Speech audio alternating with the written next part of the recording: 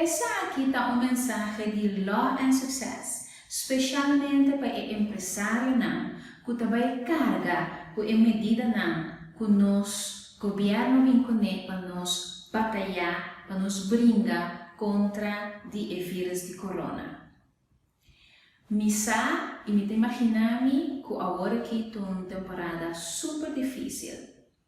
O governo estipula que trabalhador tem consulta com a dona de trabalho por trabalhar na casa. Quer dizer que ainda é oportunidade da queda para trabalhador vai na boca de trabalho e laborar fora na boca de trabalho. Esse aí pode trazer certa confusão. Esse aí propõe que algo como empresário pensa, ok, o que é mais melhor para mim fazer? Como advogado, me que ponemos na altura de algo e aceita de nos lei laboral. De nos lei laboral, tem um artigo que estipula que como dono de trabalho, você ser bom dono de trabalho.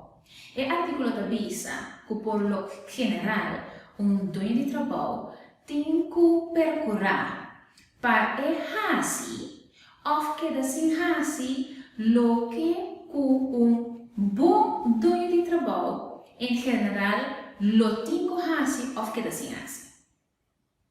Isso significa que no momento aqui, se como dono de trabalho, você tem que quis na laga trabalhador que trabalha na oficina, ou que o trabalhador tem que entrar por casa, que você tem que pensar bom, ok, como bom dono de trabalho, da minha obrigação.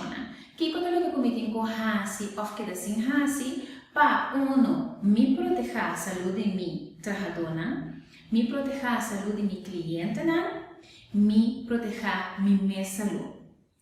É não fácil, pero me quero que é processo que vale a pena para consultar com o trabalhador.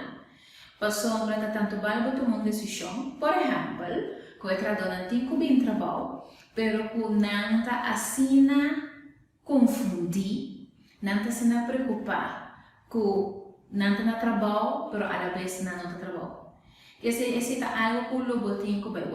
Pero para mim é importante para me informar que passar de lei também eu tenho uma obrigação, então para ter em conta com esse. Ok? Vai pe, láganos van de guerra contra o coronavírus.